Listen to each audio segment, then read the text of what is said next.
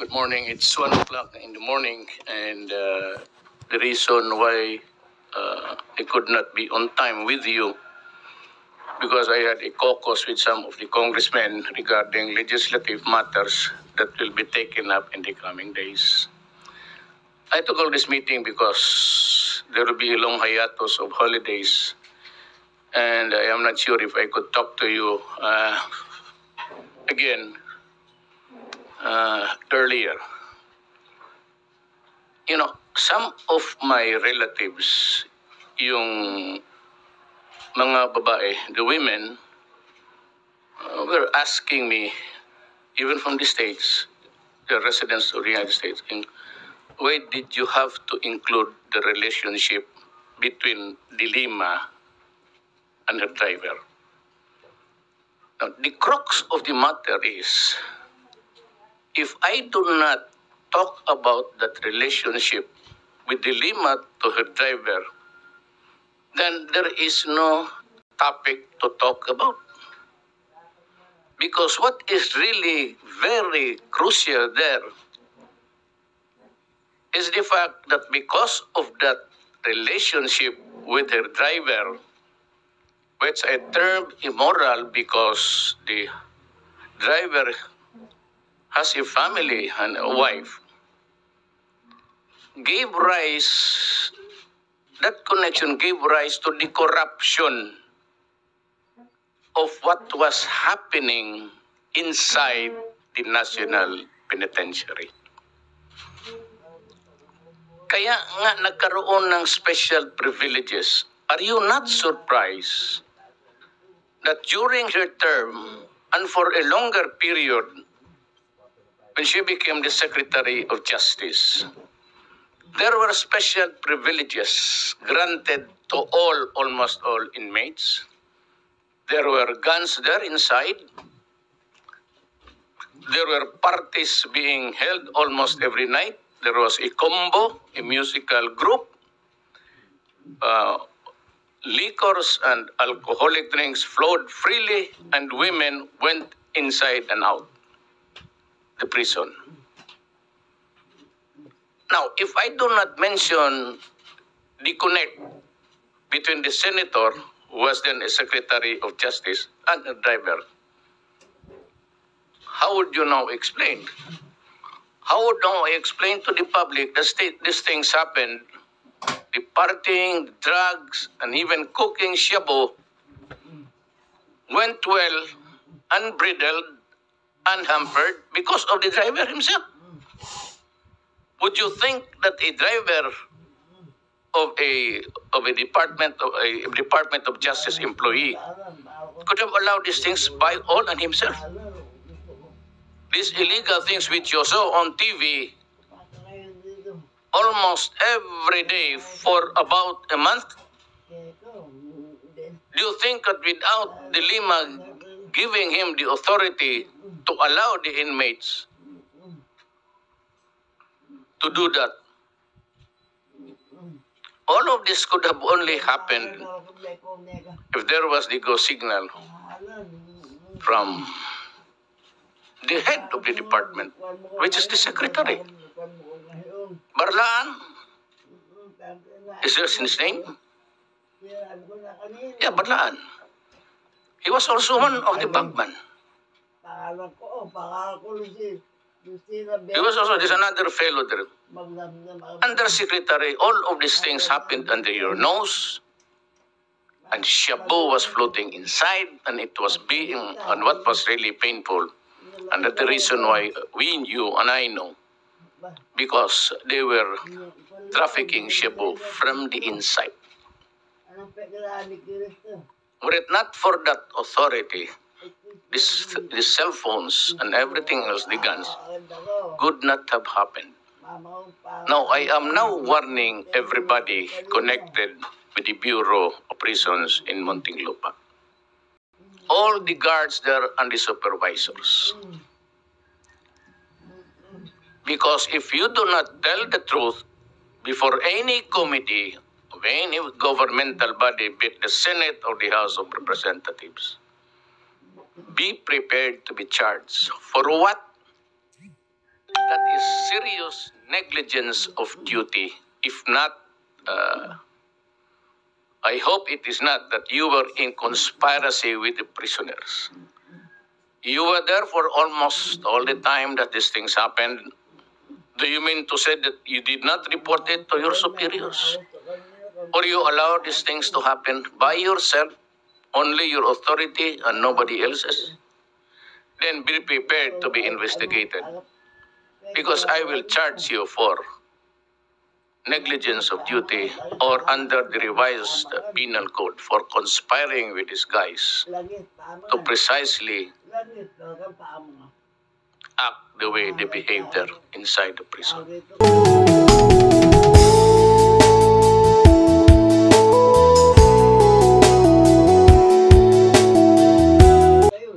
It could not have happened without your connivance. It could only mean conspiracy. Now, if you are not ready to tell the truth, I said, be ready to be ousted. You're all invited in the meantime to go to Basilan and find your places there and in Holo. You're going there. Kayong lahat, I will be assigning you there. In the meantime that we are now waiting for the House of Representatives, or also which is also conducting its own inquiry. I urge the Lima to proceed with the investigation. And I would like to invite, there's somebody, sir, who told me there was this UN expert that Duterte is not doing enough. To come to the Philippines, have a conference to me in public. You can ask your questions, all that you want to know. But allow me to ask you also. You seem to be characterized as a UN expert. Fine. I'm just a simple trial lawyer. So why don't you come here and let's talk about what you're talking about. Extrajudicial killing, I will do the explanation in public for international release if you want. For the things that really happened during the criminals and the police in operations, punitive operations, police action, I am willing to answer all of them. And I said, I assume full responsibility for what happened because I was the one who ordered it. Now, my instructions at the very first day of my term was that go out and hunt for these criminals. Arrest them if they surrender peacefully. But if they put up a violent stand, then you just have to kill him. Because I do not want people in government dying needlessly for doing his work. Where you will then be leaving behind a family and children. Now remember today, we lost another policeman. On the average, on the national scheme, we lose about on the average, 2-3 police officers killed in drug operations. I want the law expert to come here and to count the numbers of deaths also incurred by government with his fingers to guide him how many deaths were caused. For the extrajudicial killing, they say, it's not the work of the police to be wrapping people with plastics and putting it in the bag. That is not the job of the police. I just told him that one bullet will do. Why do you have to wrap it? Waste your time. That is not. But we know at the start what we planted the intrigues there. I am just as, well, not really. I've learned a lot during my prosecution days. We planted evidence. We arrested persons, but we released them. But telling him that it was this person who squealed on him. And then we, when he goes out but killing, then we said that it was this fellow who really did it, who did you in. We first planted the intrigues so that we would know where they were, from where they came from. It was not until I was the favorite whipping boy of Dilima. She was for the longest time chairman of the Commission on Appointments, Philippines Republic. She was yakking, she never proved anything. When she became Secretary of Justice, she was yakking, accusing me. But she never also initiated any complaint, any accusation anywhere. She just simply loved talking in front of cameras and microphones. Now, she's conducting an investigation against, in the matter of judicial killings. And then she had the gall again to mention my name, Mayor Duterte, that's what I call me. My appellation is really Mayor. That's my nickname, so you call me Mayor. Do not call me President. I'm not used to it. I've been Mayor for 23 years, just call me Mayor. I said, Mr. President Duterte, follow me as I start my probe. Good. Then we will have to include all. Your driver, all of the employees, Barlaan, and may I ask you, the name of the house in Pangasinan was named under the title was named in favor of and under the sister of your driver. Where did she get the money? Tell me. Where did your driver get the money to build such a good house? Can you show me their income? What's their business? And what is the worth of your driver? He was the only one residing there all the time. And you, Senator De Lima, went there so many times. First during the house blessings, and on weekends you were with your driver. And everybody knows. The Department of Justice employees know about it. When you were the secretary of, or the chairman of the Commission Appointments, everybody in that agency knew about it. As if you're the only one. You know, the reason why I called for this conference is just to disabuse the minds of the many women criticizing me.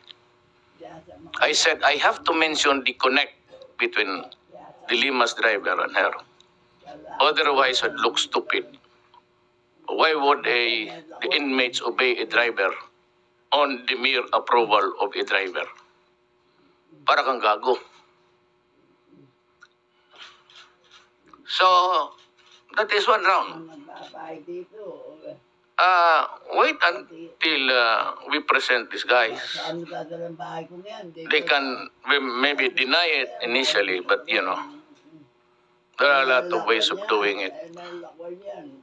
Allow me to ask you 7 questions, and I would get the truth from your mouth. I am not saying I'm the best, but 10 years as a prosecutor was a learning process of arriving at truths.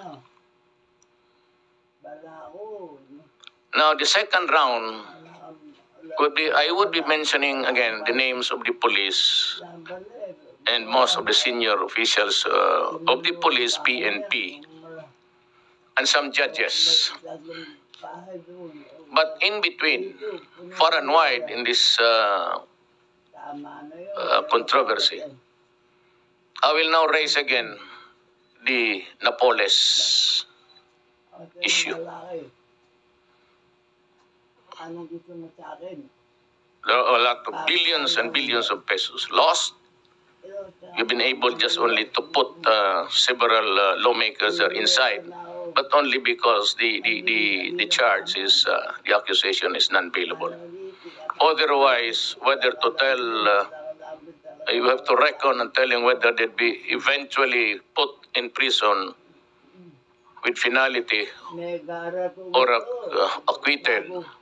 In the meantime, just there in prison, and that is not enough vindication for the Filipino people.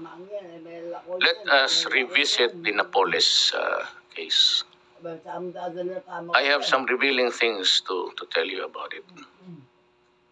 You just wait. But I will, if that is the only thing that I'll have to do until the end of my term, I will do it.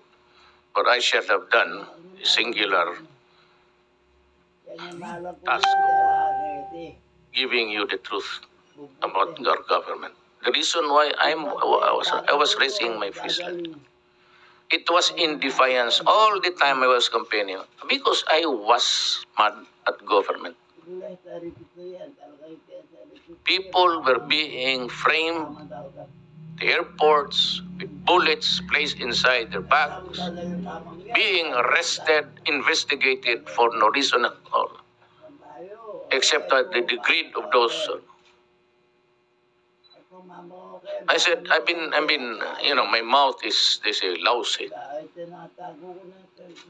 But I would like to issue a warning that on Monday, I would declare all positions in the government that were presidential appointments.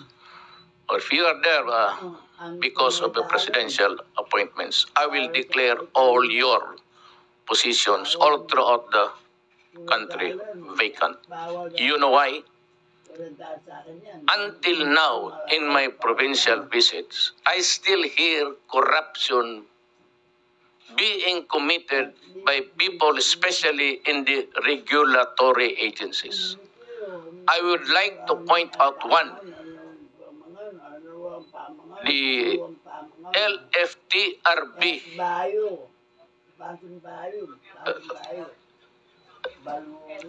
LTFRB, the regulation board, LTFRB. I forgot his name, but come to me and see me in Malacanang. The LTO and those who are appointed to the positions of LTO, except the career, consider your positions vacant as of this hour. All of them. Lahat. It will number in thousands. Consider yourself in the crucible of the truth about corruption in this country. I hate it. I do not want to give the slightest headache to my fellow human being. But dilemma, farthest from my mind is to derogate your person. But I have to mention your relationship because it was your driver who was in contact with the rest of the guys there inside the prison. And eventually, Senator De Lima, it was your greed and your immorality that did you in. Hindi mo na matago yan. It's all loose. I think it's beyond your control already. People are willing. Even the employees of that penitentiary. SAF took it over. It's now under the police. But remember this, when we start to ask questions, you better tell us the truth, or else I will charge you all, superintendents, wardens, supervisors, a case of conspiracy to commit a serious wrong, or at the very least, seriously neglecting your duty. The Napoles case should deserve a second look. For us also, it involves corruption and dilemma. Any question? Yes, Bigornia. Morning, sir. You are the top notcher. Always the first to raise your hands. You must be good at the exercise of doing it. Go ahead. Sir, De Lima had a press conference yesterday, and she said that she's willing to resign and be shot in front of you if your allegations are true. She said all your evidence are fake, false, manufactured, and perjured. Same here. I said, I'm putting at stake. At the start of my term, I said, I'm willing to put at stake my honor, my life, and the presidency itself. Nauna na ako. I'd be willing to go. I said, go ahead, change me. I've been telling the congressman, if I'm lying, we had a conference there for some time. I said, you can impeach me.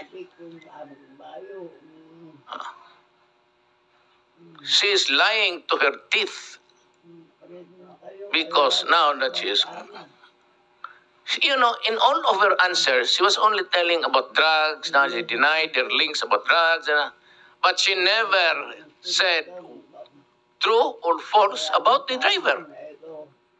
And the driver is the connect. Lahat naman sa loob, sinasabi ang driver. Driver said, I have the permission of the top honcho. So that is why. Now tell me, De Lima, when I testified in the Senate 2 years ago about the rice smuggling of the city and at the behest of the BIR Commissioner Kim Inares, and I said, Rudy and Nicole, please help us in finding out who's behind this rice smuggling. I did. I never went. I do not go to inside. They are being operated independently of the local governments. But I did my work, and it was not until all of the agencies never knew Bangayan, from the Philippine Ports Authority to the Philippine Maritime Police to the Coast Guard. Nobody knew the idiot until I went inside the intelligence community and asked for a picture. And I said, do not act with me. Give me the picture of this Bangayan. And that is why I exhibited.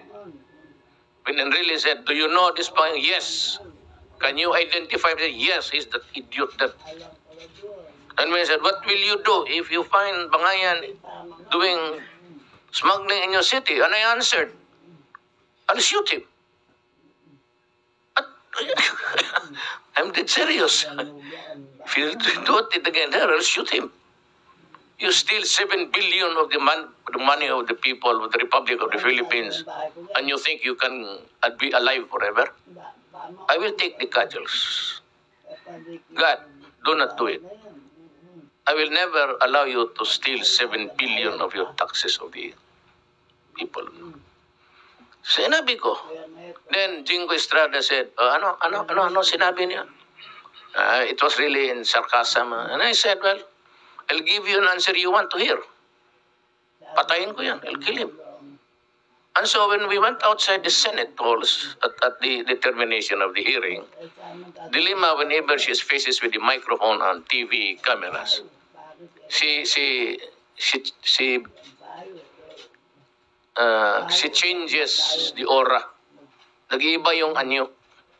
She becomes combative, and he said Duterte should be punished for Duterte should be sued for making a threat against the life of a resource person there. Forgetting, even as he's a lawyer, forgetting that nobody can question my behavior inside the Senate during a hearing. Or it is only the Senate who can question me of what I do, of what I did, of what I'll be doing. Because that is an affront of the Senate itself as a collegial body, not an outsider, even if you are the Secretary of Justice. De Lima, I thought, was bright because she's a Secretary of Justice. But I realized that, I said, her aura changes from a Jekyll and Hyde thing. Forgetting the fundamentals of law and out of respect because you are now suggesting to the Senate to punish me. That is one implication. Second is implication, she cannot do it because she is not a member of the Senate. So she cannot sue me. And that shows that how bright the dilemma is. Okay. And again, I left an answer. I made that gamble when I was, and I said to the congressman, impeach me if I'm wrong, impeach me if I'm lying. But dilemma has to face this answer. She can remain the senator of the Republic of the Philippines, but she has to explain why she's not answering now. Her relationship with the driver, because that driver was the one who worked it out inside the penitentiary to allow these prisoners to have all of these privileges. Cooking shabu, opening the gates for female guests to come in. There was a partying, there was a raid, there were guns, and at one time, the guards could only enter upon the permission given by the inmates. That's why I said, send the combat troops. And if they go around rioting, shoot them all. I'd save money feeding criminals in this country. I'd rather give it to the poor and the hungry. Yes, ma'am. Follow-up question. Sir, follow-up. Mayor, in the same press conference, she said she got a call from the driver about a month ago, and he was afraid, and he supposedly expressed fear that that something would happen to him, and that he would be used as a witness against her. So why would he be afraid? If there's nothing to hide, the predicate if afraid if he's going to be used. So why be afraid if there is nothing to hide? From the semantics itself, from the wordings itself, it's very loaded.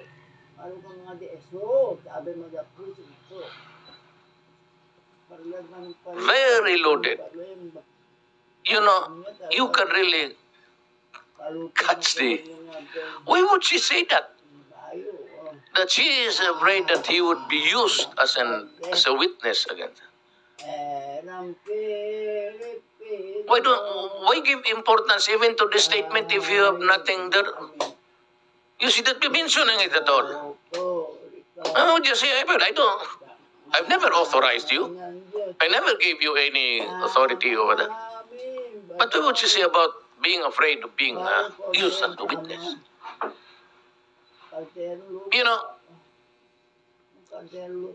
Dilemma we cannot use it as an evidence in court because that would be illegal. And I would not say I was the one who made the intercepts. It was given to us free by another country friendly to us. Even the ATM and the calls emanating from Muntinlupa to his driver.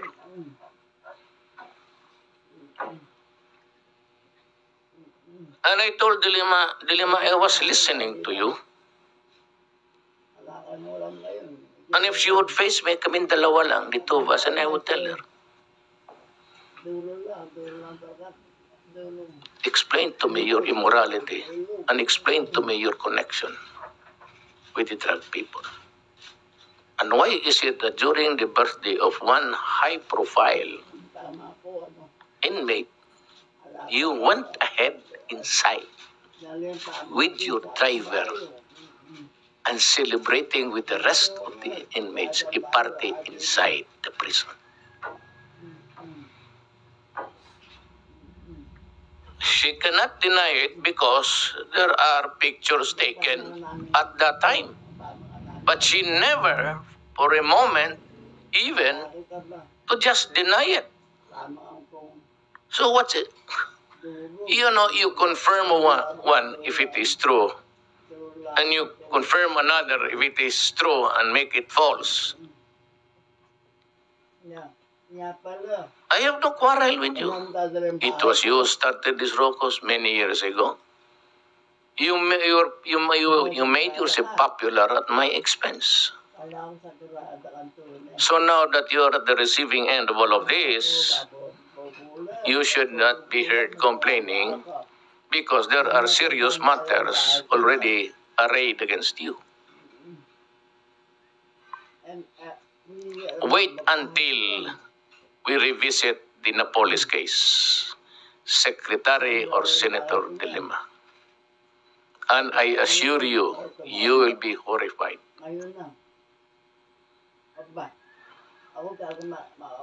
Wait until that probe goes along, even in your own committee. Because I will start to mention the names of those you ought to subpoena and to appear there to testify. That the committee that is being headed by you. And of course, there's another parallel hearing being conducted at the lower house. You are in a bind.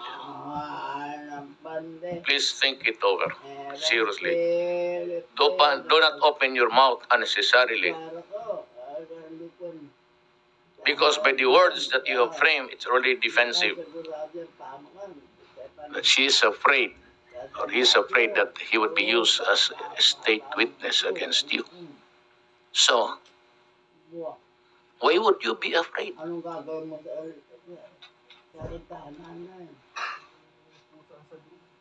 There's a psychological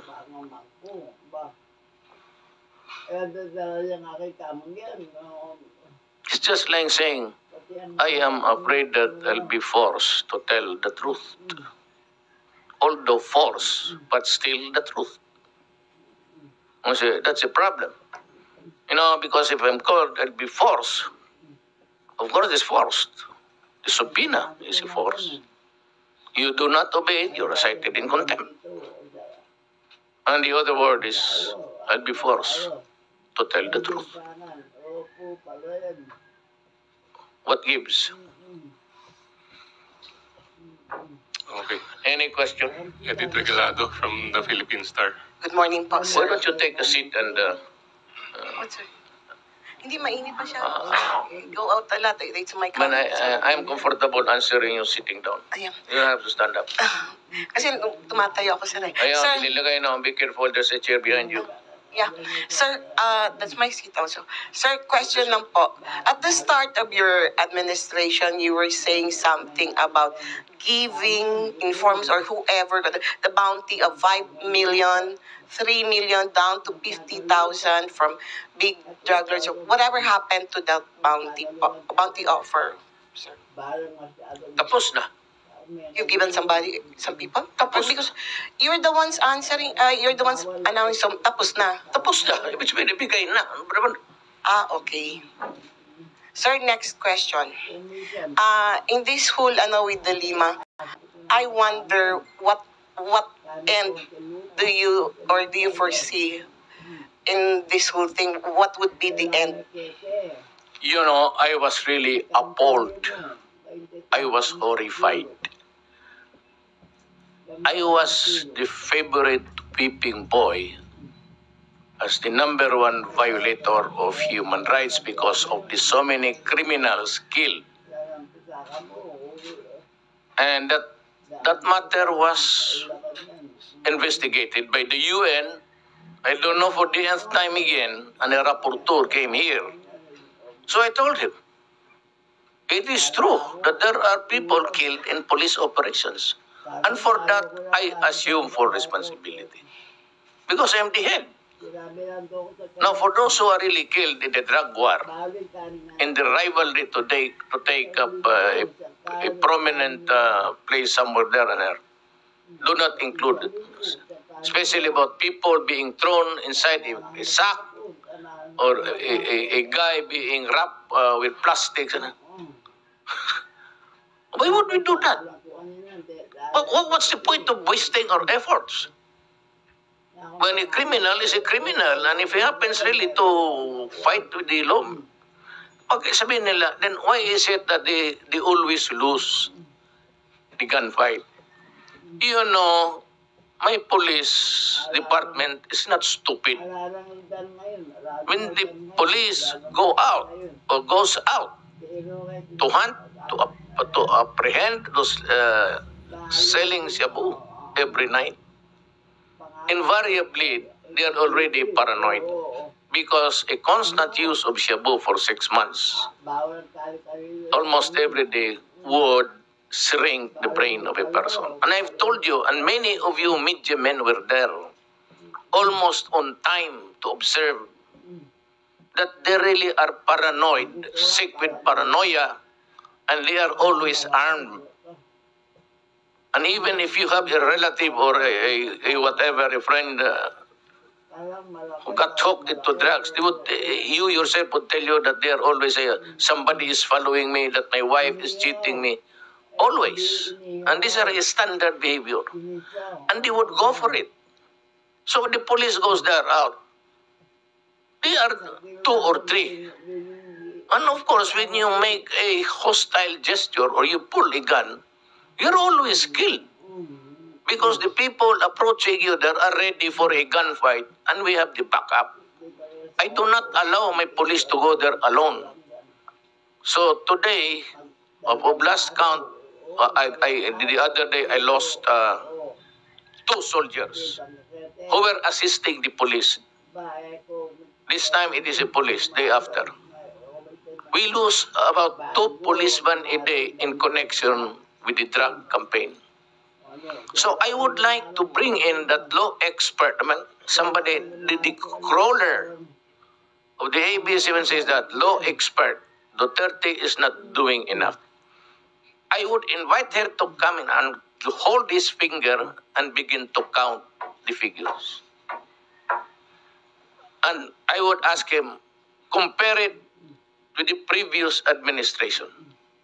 Same deaths, but these were the innocent children being killed, raped, victims of holdups and everything. This time, almost with the same number, but it is the criminals who are dying. You can hardly hear now of a student waylaid or a hold-up victim in the bush. And I would warn the criminals, do not do it. You will die. If you put up a good fight, these policemen are practiced to kill people if they have to. Because they are policemen. They are trained to shoot. If you are just an ordinary, paranoid, drug addict, it's better you'd be safe. That is the sad story. The Human Rights Commission, I don't know why, but they would insist in counting the dead criminals and never make a comparison of the dead victims, innocent people, law-abiding people being killed in the streets at the same time last year. So come here. You are complaining that there is no process. Okay, you guys, you're law expert of the United Nations. Come here. Come here and face me and make the accusations. And I will show you the statistics and I will hold your finger and teach you how to count. And if you cannot do that, be prepared to answer for my questions. And it will really be a sad story for both of us. You do not publish there with the NGOs about killing. You are publishing the side of the criminal. How about now publishing the side of government protecting people or preventing the killing of people, innocent victims?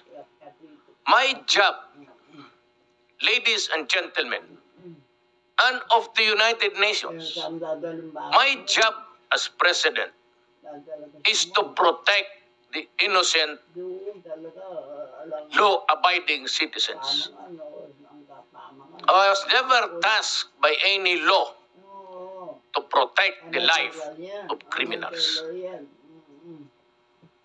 Andyan niya, Ate Kuliseng, nakaupo lang. Why? Oo, pero, 15 million plus or 16 million plus voted for me. akala ko I was given the biggest margin between me and my next opponent. I got 6 million margin. So why am I talking this way? It's the 15 million people talking to you. For after all during the campaign, all I said was, I have a very limited issue, program of government. Even during the debates, 3 debates all across the country, I said I'll take care of graft and corruption, criminality and drugs. They gave me 15 million. At what margin? 6 million. So that I said, I will. It's so humbling that I said, I will serve you. People of the Philippines, I'll put at stake. I said, my honor, my life in the presidency. Sleep on that thought, and you'd maybe understand me better. I was never born to protect evil. I was born in this universe to suppress evil. I was not raised by my parents. I did not go to Roman Catholic schools. And Ateneo in San Beda, and taught how to protect the evildoers. I grew up and taught by my parents to be on the side of fairness, to protect the good, and to take care of your country. I am now 71 years old. I am on my way to my sunset days. If I go to hell, I will bring all of these criminals with me. Just like what, may I repeat, it is a very, when I was a student of law, I copied this and wrote it just in first cover, then there's a clean page there. Then you have the title of the book and the author. And I copied it with the revised penal code. I copied it with my handwriting. I lost the book because there was a flood. I used to live but that was the only house that I can afford. I live beside the river, and all of you, you know it because you were there to cover that event. And I admire very much this man. Maybe next to my father, he's really my idol. And he said, if I were to try to read, much less answer all attacks made on me, this sharp presidency might as well be closed for any other business. I do the very best that I know how, the very best I can, and I mean to keep doing so until the end. If the end brings me out all right, what is said against me won't amount to anything. But if the end brings me out wrong, 10 angels of God swearing I was right would make no difference. I'd still be wrong. With that message, I'd say thank you for listening, and I go home. Okay. Marami pa ba? Last two from Edith Caduaya, Rappler, and then Tricia Derada of CNN Sir, after. clarification, Mayor. Will the vacancies at the LTO and LTFR be include the cabinet secretaries? Will there be vacuum of leadership? Look, I cannot go after each and every one of them. It would take, I said, if I will answer all the attacks made on me. If I go there every day, I would not have time to be president and sit there and make crucial decisions for the country. So, I will declare all the position. There are the assistant. There's always a deputy or even the first clerk. They can take over until such time I decide whether I will dispose of you or not. But you do not, I gave you a warning, the Filipino people. Stop it. I promise the people, the 16 million, I will give you a clean government. It will be clean, and it would maybe along the way costs the employment of some who are really corrupt. If I go there once, twice, and still I hear about complaints, and if you are a presidential appointee, meaning to say, I appoint you, or you were appointed by the previous president, but the appointing authority has the power to appoint and the power to dismiss without any reason except that loss of confidence in your ability to deliver your mandate. Follow up, sir. They're saying that there's a procedural problem and a systemic problem within the two agencies, which cannot just be corrected, sir. It's a problem that's in the system and the structures, maybe the functioning or the aberration in the system or the flow of that work. I really won't mind.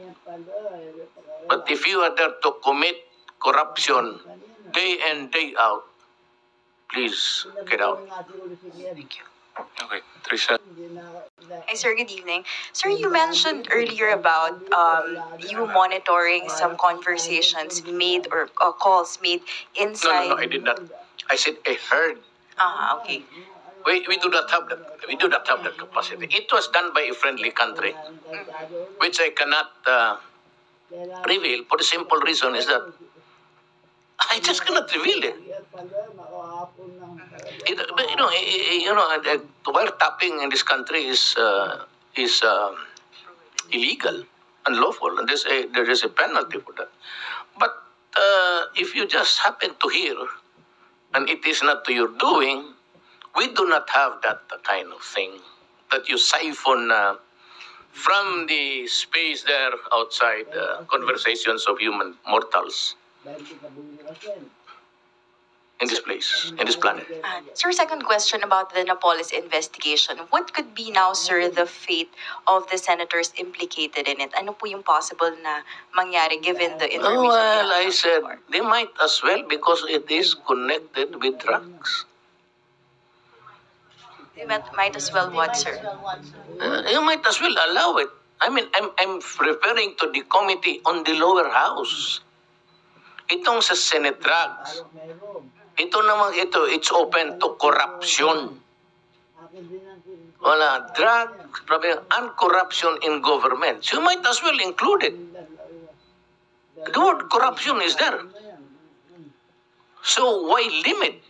Go ahead and let the chips fall as they may. Okay, last question from Jonathan Miller.